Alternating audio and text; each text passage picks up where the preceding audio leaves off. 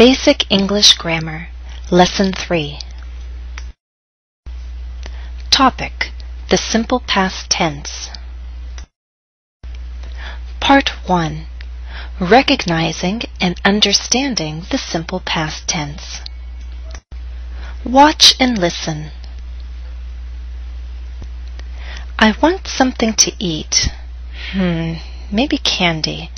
I'll just take one piece. Yeah. Oh, but there's an apple.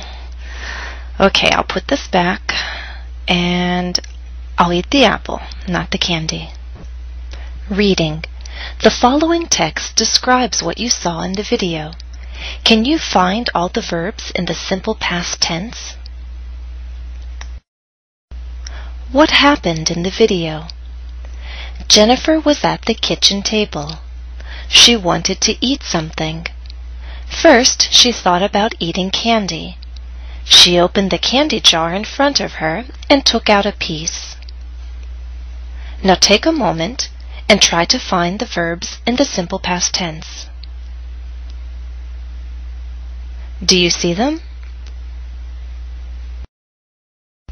Here they are. Happened, was, wanted, thought, opened, took. Let's go on to the second half of the text. Then she looked at the apple. In the end, she didn't eat the candy. She put it back and ate the apple. That was a good choice. As before, I want you to find the verbs in the simple past tense. Do you see them? Let me show you. The verbs in the simple past are looked, didn't eat, put, ate, was.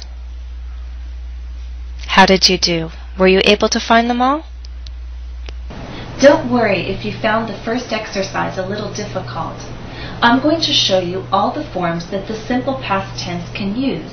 Then in the future, it will be easier for you to recognize it.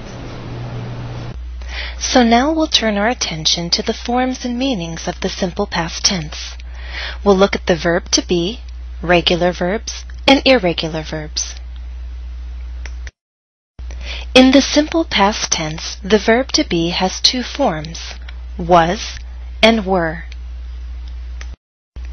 Was is used with singular nouns, uncountable nouns, and the pronouns I, she, he, and it.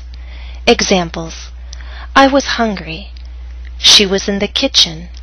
There was candy in the jar. Candy is an example of an uncountable noun. The apple was a good choice. This is an example of a singular noun. Were is used with plural nouns, compound subjects, and the pronouns you, we, and they. Examples: you were hungry. The apple and candy were on the table. Apple and candy being a compound subject. There were many pieces of candy in the jar. Pieces is an example of a plural noun. We often use the verb to be in the simple past tense to tell about a past event, state, or condition. Examples: Jennifer was at the kitchen table. She was hungry. All of this happened in the past. All of this was true in the past. I'm telling you about my location and how I was feeling. I was at the kitchen table. I was hungry. Okay, now that we've covered the verb to be, we're going to talk about all the other verbs. We'll group them into regular verbs and irregular verbs. In the simple past, regular verbs end in ed. Can you identify the regular verbs from the text? There are 6 verbs highlighted in orange. Can you find the 3 regular verbs? They are wanted, opened, and looked. These verbs are easier to recognize and use once you know the spelling rules.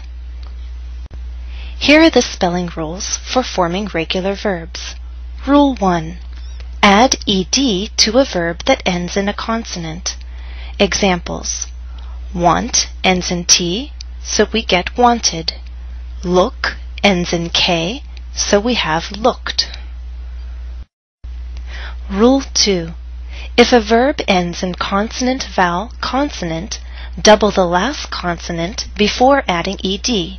Stop is a good example. It ends in TOP, consonant, vowel, consonant. So we're going to double the P and then add ed, and we get stopped. There are a couple of exceptions to rule number 2. First, don't double the consonants W, X, Y. For example, in fixed, we only write one X. The second exception is with unstressed syllables. Don't double the last consonant if the last syllable is unstressed. For example, in open, the stress is on the first syllable, so you do not double the N.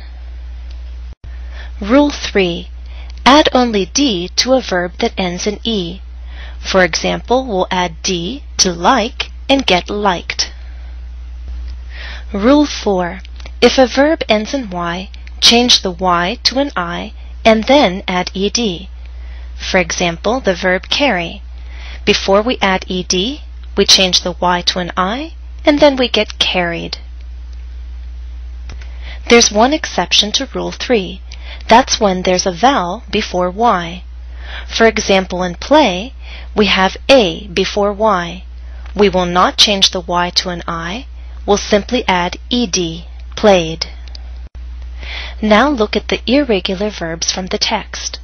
Can you identify the infinitive for each verb? Example. Jennifer was at the kitchen table. What's the infinitive? To be. Now it's your turn. Number 1. She thought about eating candy. The infinitive? To think. 2. She took out a piece. The infinitive? To take. 3. She put it back in the jar. The infinitive? To put. 4. She ate the apple. What's the infinitive? To eat.